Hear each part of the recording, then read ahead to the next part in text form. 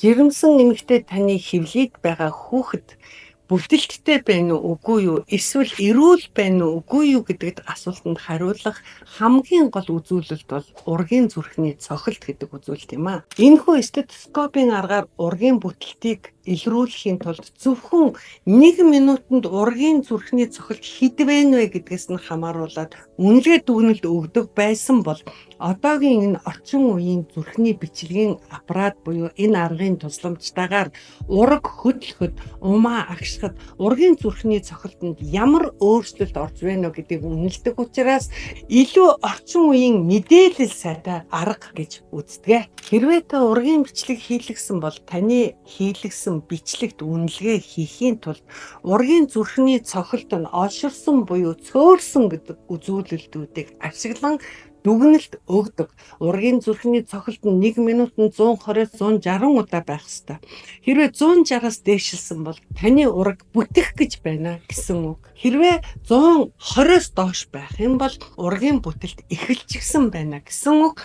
Хэрвээ таны тээж байгаа хүүхэд эрүүл бол таны ургийн зүрхний цохилт 1 минутанд 140 орчим байх юм бол хэвэн байна, бүтэлгүй байна гэсэн ойлголт юм аа. Дараах тохиолдлуудад мэргэжлийн эмч нар ургийн бичлэг хийхийг зөвлөдөг. Үүнд таны тээж буй хүүхдийн хөдөлгөөнд цөөрөх, хит олшрох, их дутуу төрхөөр завдах, жирэмсний хожим үеийн хорлоготой байх, илүү тээлд ихэр жирэмсэн, ураг эхийн хөвлөд буруу байрлалтайгаар байрлах үед ургийн бичлэг хийх заалт болдгоо.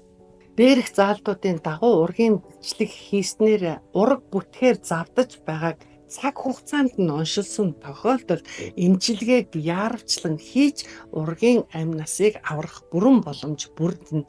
Энэхүү ургийн бүтэлтийг эрт онцлох боломжтой орчин үеийн онцлогооны арга нь ямар ч туяаны нөлөөгүй жирэмсэн их болон урагт ямар ч сөрөг нөлөөгүй учраас эмч хэрвээ танд зөвлөхөд зайлшгүй хийлэх шаардлагатай гэдгийг та бүхэндээ анхааруулъя. Жирэмсний сүүлийн 3 сар жирэмсэн эмэгтэй та заавал хамрагдах шинжилгээнүүд гэж байдаг. Үүнийг дурдвал цусны ерөнхий шинжилгээ, шээсний ерөнхий шинжилгээ, тэмбүү, ХДХВ дох, үтрээ болон умаан хүзүүний наацын шинжилгээ, шээсэнд нян илрүүлэх шинжилгээ, хит авийн шинжилгээ зэрэг нь хамаардаг байна.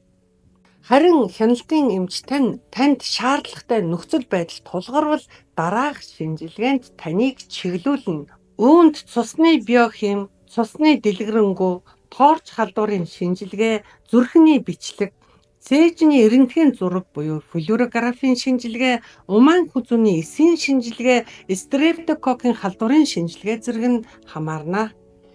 Жирэмсний сүүлийн 3 сард үүсдэг жирэмсний сүүлийн 3-7 хоног код илэрдэг. Төрсний дараа бүрэн илааршдаг хид хідэн шинж тэмдгүүд байдаг. Үүнд таны ууц нуруугаар чилэх, умаан булчин чангарах, хөх томрох, ангир уургийн ялгарл нь нэмэгдэх, өтгөн хатах, гар хөл хөөнгөлөх, өтрээний ялга зэгсэх, хөлийн суц өргөсөх, зарим үед хөлийн шүрмэс татах зэрэг зовир шинж тэмдгүүд илэрч болно. Эдгээр төр зур илрэх шинж тэмдгүүд нь жирэмсэн эмэгтэй дааврын өөрчлөлт, эрдэс бодисын дутагдал, ургийн хэмжээ, томорсонтой холбоотойгоор үүсдэг бөгөөд төрсний дараа илааршдаг байна. Жирэмсэн эмэгтэй та дараах тохиолдлуудад хяналтын эмчтэй яаралтай хандаарай. Үүнд толгоо өвдөх, нүд бүрэлзэх, шилэн хүзүү хөшөх, аюулхай дээр өвдөх, үтрээнээс ямар нэгэн шингэн зүйл ялгарсан тохиолдлууд болон мөн түүнчлэн халуурах, нуруугаар байнга өвдөх, тогтмол дуншиж өвдөх, гинэт хэвлийн аарцгаар үргэлжлэн өвдөх, биеийн огцом нэмэгдэн гар, хөл, нүүр бүх биеэр хавгнах, ургийн хөдөлгөөн удаашрах болон хөдөлгөөнгүй болох зэрэг үеүүдэд хяналтын эмчтэй яаралтай хандаарай. Жирэмсэн эмэгтэй та жирэмсний 37-7 хоногтойгоос хойш хизээч төрөх магадaltaй байдаг учраас товлсон төрөх өдрөөсөө дор хаяж 1-2 сарын өмнө төрөхөд зайлшгүй шаардлагатай бүх зүйлсийг бэлтгэн хадгалсан байвал та сэтгэл зүйн хувьд тайван байх болно.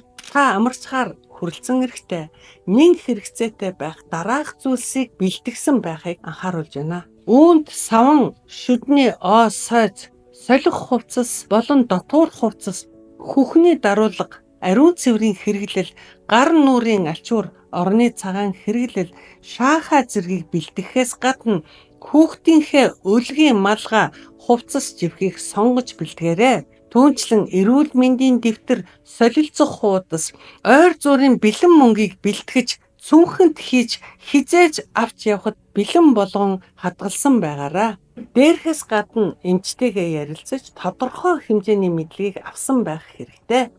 Үүнд шидийд амарч газар болон жирэмсний амрах байранд очисон байх.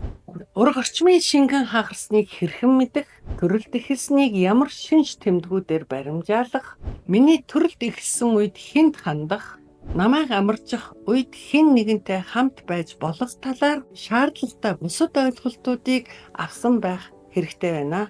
Ер нь төрөл төгсөнтэй холбоотойгоор үүсдэг хэд хэдэн шинж тэмдэг байдаг. Үүнд ургийн толгой доошлно, ургийн толгой доошлсонтой холбоотойгоор умаан ёроол доошлно, умаан ёроол доошлсонтой холбоотойгоор их амьсгалахад чөлөөтэй болно, мөн ууц нуруу хэвлийн доод хэсгээр жигд биш базлна, мөн үтрээнээс өнгөгүй, үнэргүй, зунгаарлсан шүүрэл ялгарах зэрэг шинж тэмдгүүд нь илэрдэг бөгөөд энэхүү шинж тэмдгүүд нь төрөхөөс өмнө 14-өөс 21 хоногийн дотор үргэлжлэн илэрдэг бөгөөд таны төрөх хугацаа орцныг илтгэж байгаа юм а.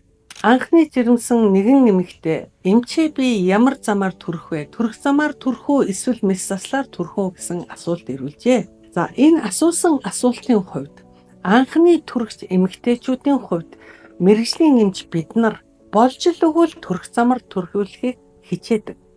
Гэхдээ төрөх замаар төрүүлэх боломжгүй олон шалтгаан бас байдаг. Үүнд хэрвээ анхны төрөгч эмэгтэй таны ураг том бол, аарцаг уйтан бол, ураг бүтгээр завдаж байгаа бол, мөн түнчлэн ургийн буруу байрлалтай бол төрөх замаар төрүүлэх боломж бас байдаггүй гэдгийг бодох хэрэгтэй. Харин давтан төрөгч эмэгтэйчүүдийн хувьд бас энэ асуултанд хариулъя гэж бодлоо.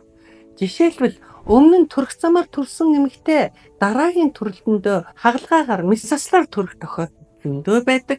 Мөн мэс заслаар төрж байсан эмэгтэй төрөх замаар төрсэн тохиолдол байдаг. Учираас таныг яг одоо энэ мөчид төрүүлж байгаа эмч таны нөхцөл байдал, таны тээж байгаа хүүхдийн нөхцөл байдалтай уялдуулан дүгнэлт хийсний үндсэн дээр төрөлтийн төлөвлөгөө боловсруулдаг юм а.